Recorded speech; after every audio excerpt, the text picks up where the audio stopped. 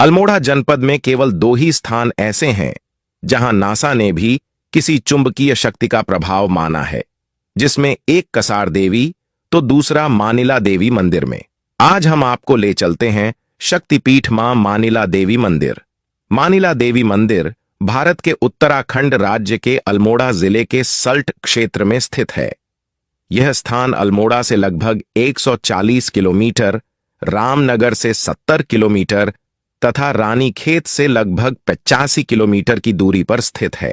यहां तक बस या निजी वाहन द्वारा पहुंचा जा सकता है।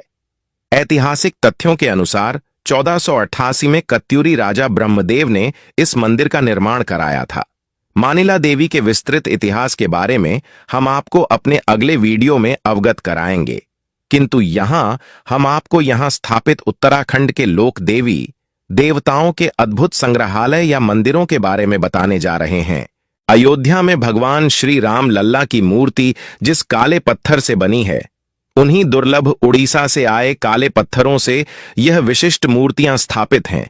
यह सभी मूर्तियां यहां कैसे आईं, इस बारे में जानने के लिए हमने मंदिर के मुख्य ट्रस्टी श्री नंदन सिंह मनराल से वार्ता भी की। तो आइए देखिए वार्ता के कुछ अंश। यहाँ पे हमने देखा है कि स्थानीय लोक देवी देवताओं की कुछ मूर्तियां भी स्थापित है, जो मुझे संभवतः नहीं लगता कि उत्तराखंड के किसी भी मंदिर में एक साथ है। जिन देवी देवताओं का नाम हमने केवल किस्से कहानियों या किताबों में पढ़ा था, उनके साक्षात दर्शन हमें हुए हैं। इस बारे में कुछ बताइएगा। इसकी दीपक बाबू ऐसा है, इसकी एक बड़ी परिकल्पना की थी मेरे मन में कि हम अपनी आने वाली पीढ़ी को क्या दे जाएंगे। इन पीढ़ियों ने तो ऐसे ही रहना है, मंदिर में आए, मूर्ति की पूजा की और अपना चल दिए। उसके इतिहास के बारे में पूरी जानकारी होनी जरूरी है। तो मैंने आपके डॉक्टर यशोधर मटवाल जी से संपर्क किया। मैंने कहा आप अपने कई मित्रों को लेकर के यहाँ पधारे और एक इस प्रकार की इच्छा हो रही है, और अगर आप आ जाते तो आपके सामने हम उस बात को रखते और फिर डिस्कस हो जाता। तो उन्होंने स्वीकार किया और वो तीसरे दिन यहाँ पहुंच गए। तो यहाँ पहुंच करके उन्होंने कहा बताइए। तो वो सारे लोग, विशेषज्ञ लोग भी थे उनके साथ, मैंने उनके सामने रखा। मैंने कहा ऐसा है, उत्तराखंड में केवल जो यहाँ के लोक देवता हैं, एक ग्वेल जी की मूर्ति है, चाहे वो आपके गोरल चौड़ में हो, चंपावत में, चाहे वो आपके यहाँ हो अल्मोड़े में और चितई में। तो मैंने कहा ऐसा है, ये तो मूर्ति एक ही रही है। बाकी जो हमारे लोक देवता हैं उनका कहीं पर भी कोई चित्र नहीं है और न कोई मूर्ति है। उन्होंने कहा यार ये विचार तो तुमने बहुत अच्छा किया, मेरे दिमाग में तो ये बात थी नहीं, चलो हम काम करते हैं इस पे। तो फिर 1-2 दिन रहे हुए यहाँ, डिस्कस हुआ, फिर उसको कैसा आकार दिया जाए। फिर वह उसमें कई विशेषज्ञ बीच में आए कि सैम जी की मूर्ति क्या कैसी होनी चाहिए और आपके नरसिंह देवता की मूर्ति कैसी होनी चाहिए। हमारे यहाँ पे एक ये हमको अन्न और बरखा की देवी होती है, गुलदी रानी उसको कहते हैं यहाँ पे। मूल रूप से वो है आपकी माँ अन्नपूर्णा। उस अन्नपूर्णा का कैसा स्वरूप होना चाहिए। और हमारे बधान देवता हैं, बधान देवता के बारे में आपने देखा होगा, बधान देवता का एक मंदिर है वहाँ, क्या कहते हैं, गोलापार।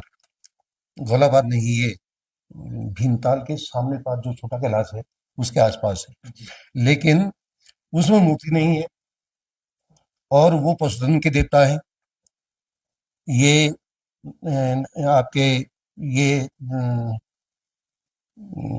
नागार्जुन जिनको हम कहते हैं, नागार्जुन है उनका नाम, वैसे वो भी पशुधन के ही देवता है। तो एक ऐसा समन्वय स्थापित किया गया कि पशुधन के और जनधन के नेता जो आपके देवता हैं, उन देवताओं को स्थापित किया जाए और उसमें ऐसा समन्वय स्थापित किया जाए कि गढ़वाल और कुमाऊं में कोई भेद न रखा जाए।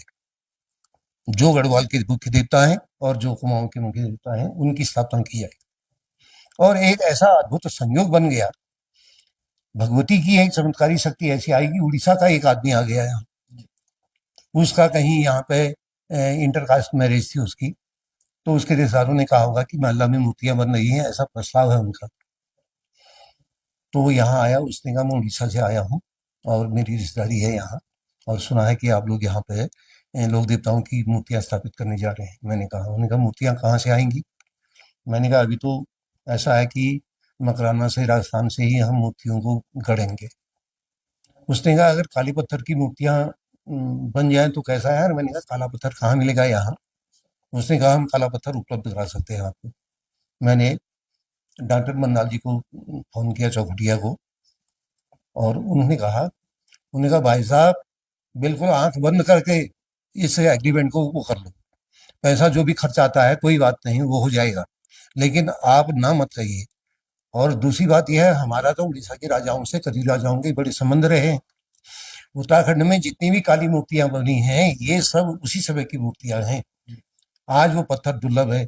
एक रामचंद्र जी की मूर्ति को अयोध्या में बनाने के लिए उन्होंने सारा उड़ीसा, क्या वो पूरे नजदीक के सारे क्षेत्रों को छान दिया।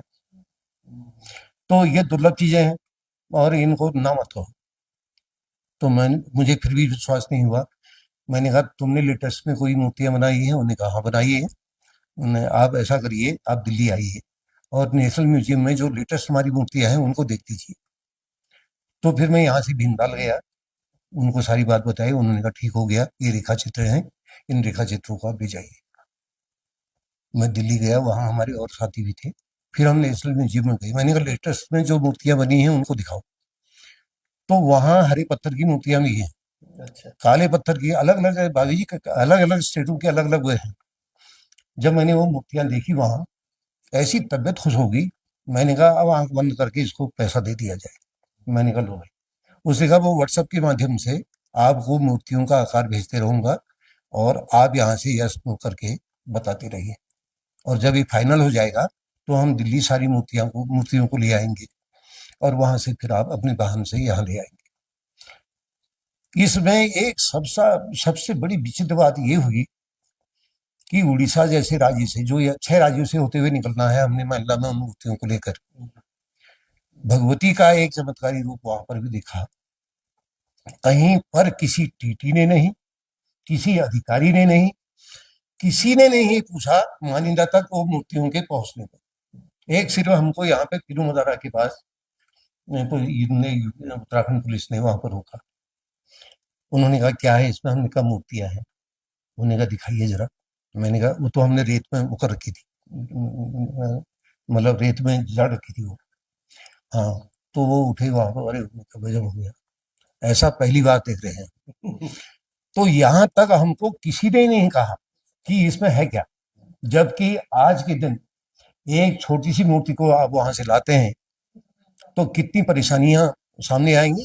दुनिया भर के सारे अधिकारी, जांच एजेंसियां पूरा अपना वो दिखाना शुरू कर देती हैं, लेकिन भगवती की एक बहुत बड़ी कृपा हुई।